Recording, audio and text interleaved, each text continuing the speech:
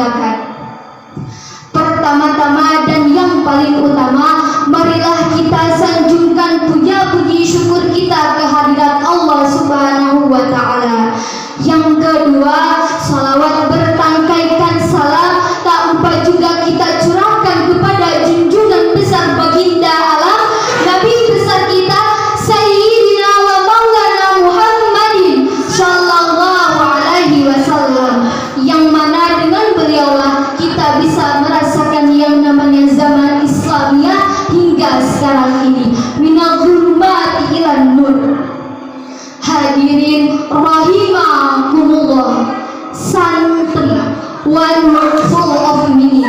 Sering kita dengar di benak telinga yang mana sosok tersebut mendambakan curahan kasih sayangnya terhadap agama Islam, yang mana dengan kesederhanaan mereka menjadikan sosok yang jiwanya dikemas dalam Al-Quran, yang mana dengan syarat akan filosofi yang sudah lama ada, seakan-akan menjadikan siapa itu Indonesia dari mulai antero timur hingga barat daya, menjadikan santri sebagai tiang-tiang penegak agama, hamba-hamba Allah yang rela menebarkan kebajikan tanpa mengharapkan sebuah imbalan.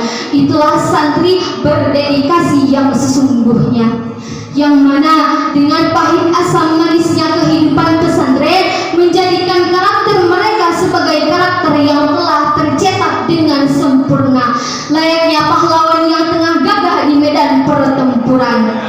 Karena seorang santri menggunakan logika berpikirnya atas dalil Al-Quran dan Sunnahnya, memberitahukan mana yang hak dan mana yang batil, apa itu halal, apa itu haram, untuk mewujudkan suatu agama dan negara yang penuh dengan kemakmuran dan kebahagiaan.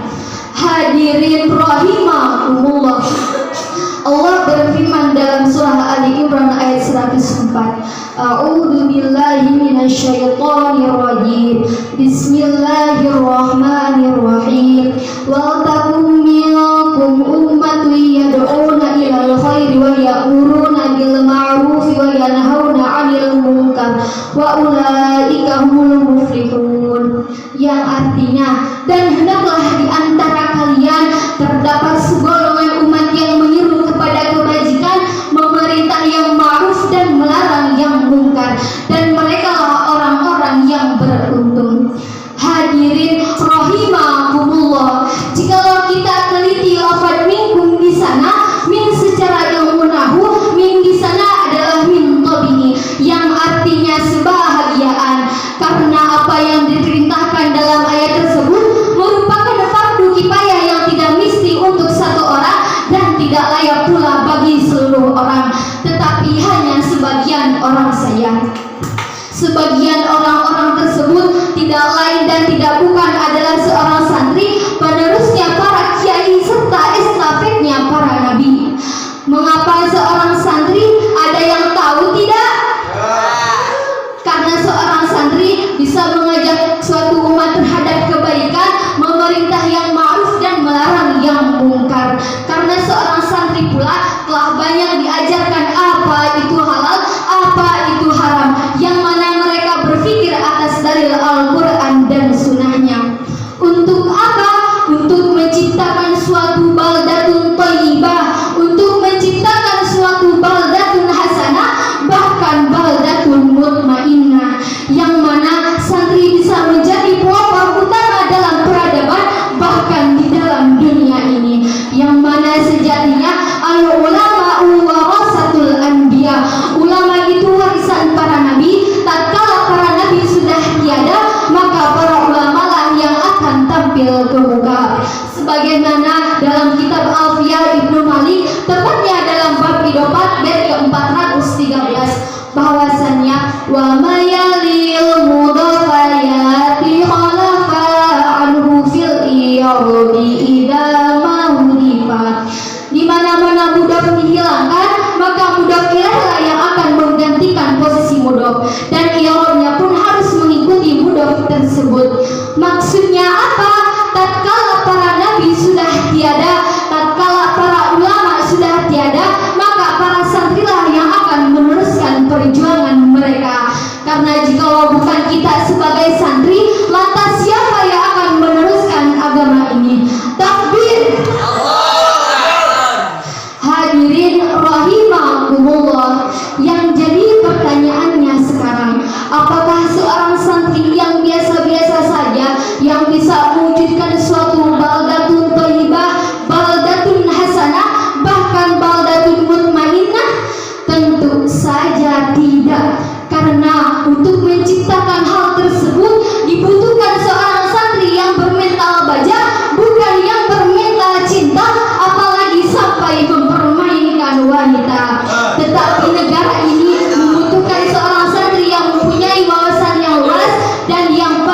bersama seorang santri yang mempunyai ilmu yang tinggi.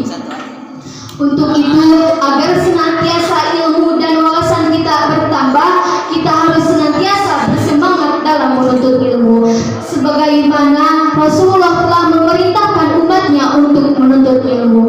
Di dalam kitab Mukhtarul Hadis, tepatnya nomor hadis ke-737 yang diriwayatkan oleh Ibnu Abdul Barri an Anas, bahwasannya talabul ilmi faridatun ala kulli muslimin wa inna talibal ilmi yastaghfirullahu kullu syai'in hatta hitanu fil bahri, yang artinya mencari ilmu itu wajib bagi setiap muslimin dan muslimat. Bahkan segala sesuatu yang berada di lautan senantiasa akan memintakan ampun terhadap orang-orang yang sedang mencari ilmu. Hadirin rahimakumullah, di dalam hadis tersebut sudah jelas dan tegas bahwasannya kita sebagai umat Nabi Muhammad diwajibkan untuk menuntut ilmu, baik itu laki-laki maupun perempuan, baik yang sudah tua maupun yang masih muda, semuanya wajib tidak terkecuali. Dan di dalam hadis tersebut pula terdapat bagi orang-orang kumpulan bagi orang-orang yang sedang mencari ilmu. Di salah satunya adalah bahkan segala sesuatu yang berada di lautan akan senantiasa memintakan ampun terhadap orang-orang yang sedang mencari ilmu. Dan di dalam kitab Bidayatul Hidayah dijelaskan bahwasanya malaikat akan membentangkan sayapnya terhadap mereka orang-orang yang sedang mencari ilmu akan ridho dan hidayah dari Allah Subhanahu wa Ta'ala. Untuk itu kita harus senantiasa bersemangat dalam menuntut ilmu. Jangan sampai kita termasuk orang-orang yang fakir akan menuntut ilmu. Jangan sampai kita tergolong orang-orang yang miskin akan ilmu. Sebagaimana yang miskin akan miskin, yang kaya makin kaya, yang benar di penjara, yang salah tertawa. Sungguh mata dunia memang tak sempurna. Jawa Barat, Jawa Timur, rakyat melarat, pemimpin semakin subur. Lebih baik berjalan kaki punya harga diri daripada bersedan mewah hasil korupsi.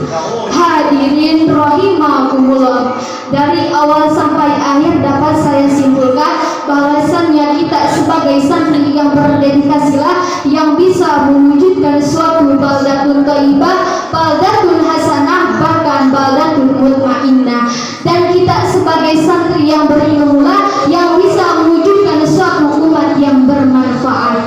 Sekian yang dapat saya sampaikan, kurang lebihnya mohon dimaafkan. Wa akhiran aqulu lakum usikum wa nafsi bitaqwallah